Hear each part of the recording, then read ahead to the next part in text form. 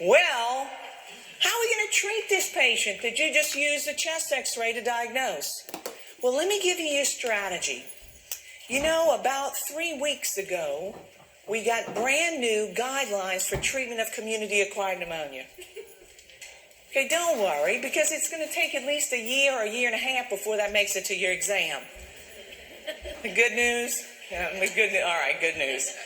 All right, but here's the deal. In your practice, you can't tell a patient, listen, I don't know what to do with you yet. It just changed, but I learned it a year. All right, you can't do that, obviously. So you got to be on your game. There's not a whole lot that's different, but I'm going to kind of walk you through it, and you'll see. It's really not hard at all. So with that said, the new guidelines and the old ones said when a patient comes in with pneumonia, don't get a sputum specimen on them. So if you're not going to know what the bug is, then how do you know what antibiotic to give them? You're going to give everybody Levaquin? No, you can't do that. You got to make some evidence-based decisions, and that's the purpose of the guidelines. So here's my first and best advice to you about pneumonia. You must profile your patient.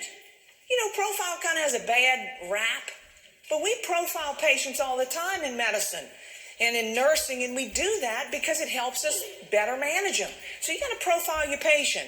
We're not going to get a sputum specimen, and you're going to treat them empirically with an antibiotic. You know what empirically means? Your best guess. All right, your best guess. So let's talk about what you're going to do. When we talk about community-acquired pneumonia, the most important question that you have to answer in your brain is this question. Does my patient have any comorbidities? Because if your patient has comorbidities, the antibiotic you choose is going to be different than if they're otherwise healthy. So the first question you ask yourself with community-acquired pneumonia is, does my patient have any comorbidities? Do they have asthma? Do they have COPD? Do they have chronic liver disease, chronic renal disease? Do they have a malignancy? Are they immunocompromised? Because if they have any of that going on, then they've got comorbidities. And we're going to give them a different antibiotic than somebody who's young and otherwise healthy who doesn't smoke. So that's the first question you must answer. Now, when I tell you that you have to profile your patient, this is what else you need to do.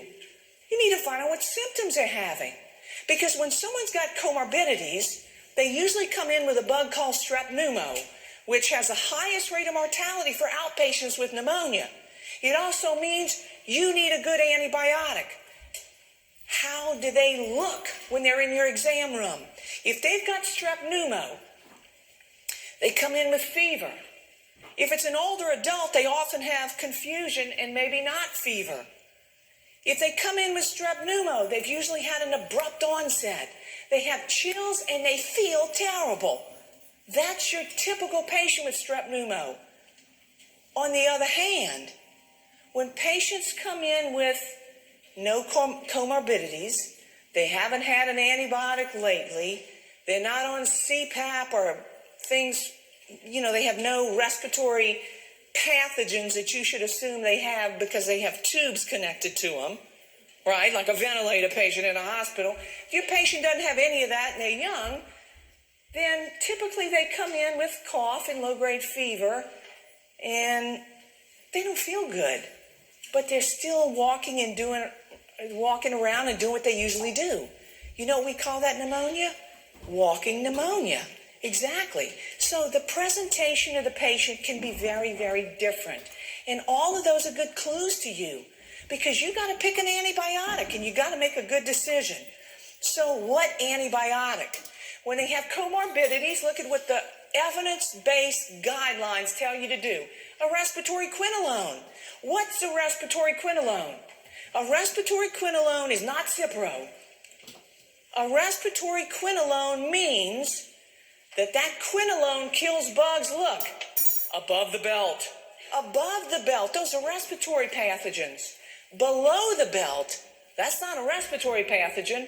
That's what Cipro does. So when you think about respiratory quinolones, Cipro is not one of those because it doesn't eradicate respiratory pathogens. So going back to my point, if a patient's got comorbidities, they're older, sicker, they're immunocompromised, they have a malignancy, they have chronic renal disease, here's what the evidence-based guidelines say. Give them a respiratory quinolone. If you can't give them a respiratory quinolone, then you got to give them 2 drugs at the same time. We give them a cephalosporin, like maybe like Vantin or maybe Septin, or we could use Augmentin. Plus, we have to give them either a macrolide or doxycycline. Now, I don't think you have to know that for your exam, but you got to have that available to you in the exam room. On your exam, if a patient comes in with comorbidities, I want you to go to a respiratory quinolone, if you can give it. If you can't, you say, excuse me, I'll be right back, and you go figure out what 2 drugs do I have to give. Now, suppose a patient doesn't have any comorbids. They're a young or middle adult and otherwise healthy, not a smoker. If they come in with pneumonia, look at what we give.